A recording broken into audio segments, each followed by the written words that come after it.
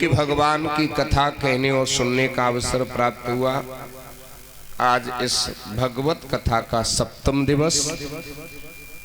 भागवत जी में 3 वक्ता और 3 ही श्रोता बड़े प्रधान हैं। सबसे प्रथम वक्ता श्री सुखदेव जी महाराज और प्रथम श्रोता परीक्षित जी महाराज। दूसरे नंबर पर शनकादिक ऋषि वक्ता और श्रोता नारद जी महाराज, और तीसरे नंबर पर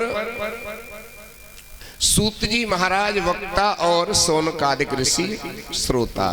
3 श्रोता 3 वक्ता। ऐसे ही राम कथा में भी 3 श्रोता हैं 3 वक्ता हैं। अब ध्यान दीजिए, कल की कथा कहां तक हुई थी परीक्षित जी महाराज?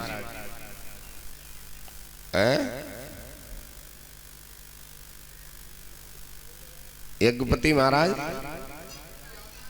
हाँ, रुक्मिणी विवाह हो गया था, केवल रुक्मिणी विवाह हुआ था, ठीक है।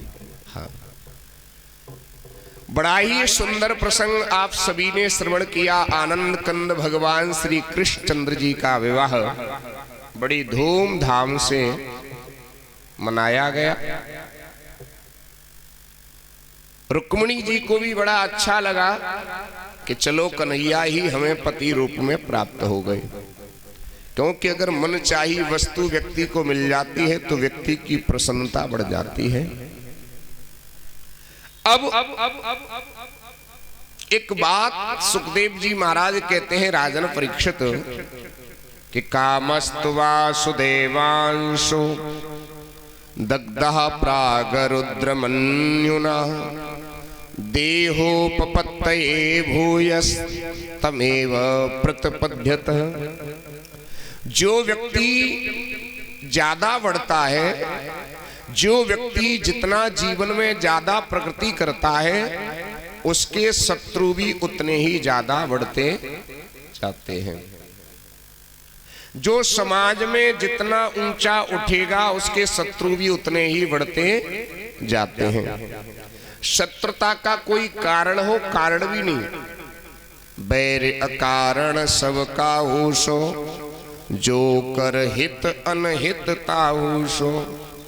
कि जो काहू की देखहि विपत्ति, सुखी भये मान हो जगन्नपति। क्योंकि आजकल व्यक्ति अपने दुख से दुखी नहीं है। किससे दुखी है? दूसरे के सुख से दुखी है। भले ही अपनी एक फूटे लेकिन पड़ोसी की दोनों फूट जाए, है ना। लोग सोचने लगते हैं, बताओ पहले किराए के कमरे में रहते थे, कहाँ मकान बनवा लिया, कहाँ साइकिल नहीं थी, अब ये 4 व्हीलर गाड़ियों में घूम रहे हैं। कहाँ 1000 रुपए नहीं कमाते थे, अब लाखों कमाने लगे। तो ये भी एक शत्रुता का कारण होता है। लेकिन समझदार व्यक्ति कौन है? कितनी भी परिस्थिति आ जाए, कितने भी संकट आ जाए, जो कभी किसी से घबराता नहीं है। एक दिन मैंने कहा भी था, जीवन में अगर आपके कभी भी दुख आ जाए, सुख और दुख दोनों एक दूसरे के साथी हैं। दिन है वहां रात है, जहां सुख है वहां दुख है।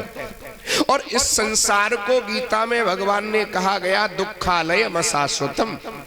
ये संसार किसका घर है? आलय कहते हैं घर को। पुस्तकालय में जाओगे तो क्या मिलेगी? क्या मिलेगी?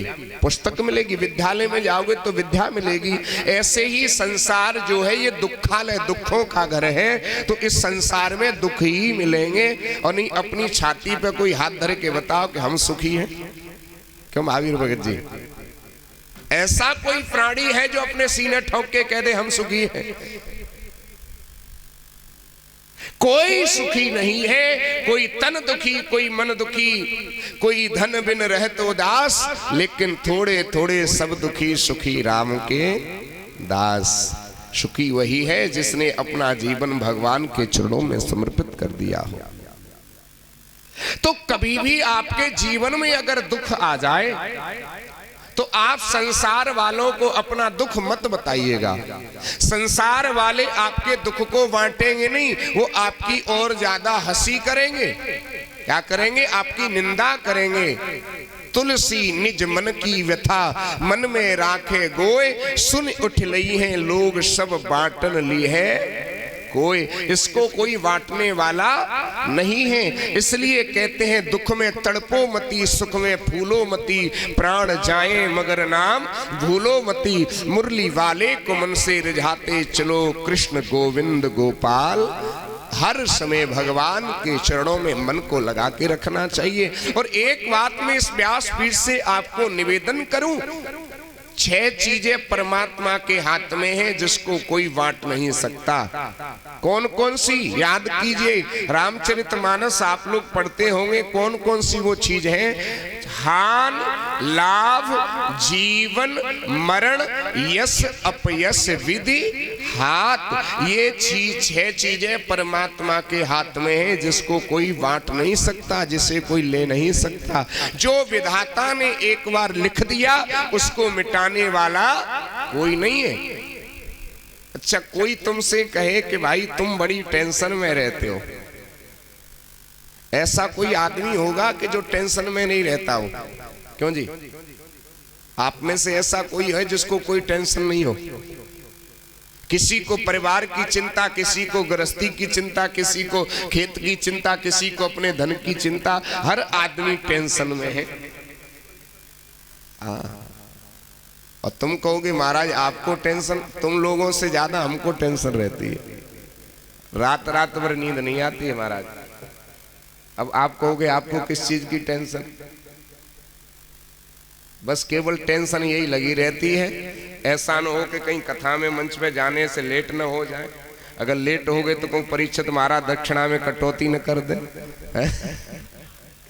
भाई टेंशन तो टेंशन है। कोई भी जिम्मेदारी जो भगवान ने सेवा दी तो वो भी एक टेंशन ही है, समझ लो। जिम्मेदारी ही सबसे बड़ी टेंशन है। तो 6 चीजें परमात्मा के हाथ में। कोई तुमसे कहे टेंशन में रहते हो, ऐसा कोई भी व्यक्ति नहीं जो टेंशन में नहीं रहता हो। और बताएं आपको, कोई कहे कि धन बहुत कमाते हो लेकिन रुकता नहीं है। लक्ष्मी एक ऐसी चीज है जो कभी एक जगह ठहरती नहीं है। और कोई तुम कहे कि तुम बड़े परेशान रहते हो, ऐसा कोई शरीर नहीं जिस शरीर के अंदर कोई न कोई बीमारी नहीं हो, चाहे छोटी हो चाहे बड़ी हो।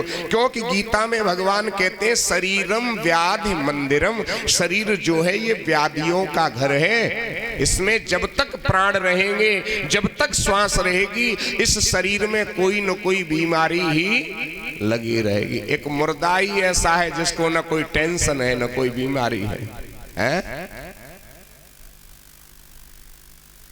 एक बात की बात बताऊं मैं तुम्हें,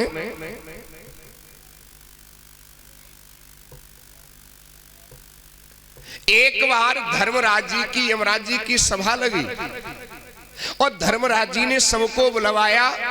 जितने भी पशु पक्षी जानवर मानव आदि थे सब वहां पर पहुंचे।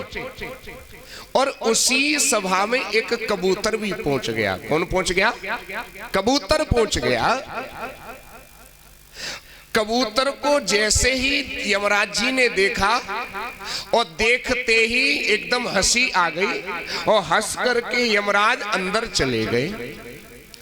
किसी को देख के कोई हंसने लगे तो ये लगता है पता नहीं क्यों हंस रहा है। क्यों जी? हमारे बारे में तो नहीं कोई बात कर रहा है। अब देखिए कबूतर को बड़ी टेंशन होने लगी कि यमराज जी आए और अचानक हंस करके क्यों अंदर चले गए। यमराज जी को हंसी इस बात पर आई कि लगता है आज विधाता की लेखनी झूठी हो जाएगी। अब कबूतर अपनी टेंशन में, यमराज जी वो करे कि आज तो विधाता की लेखनी झूठी हो जाएगी। इतने में पक्षियों के राजा गरुड़ भी वहां पर पहुंच गए। गरुड़ से कहा कबूतर ने कि आज तो मुझको देख करके यमराज जी हंसे हैं। गरुड़ जी बोले कि मैं उनसे तो बाद में पूछूंगा कि उनको हंसी क्यों आई।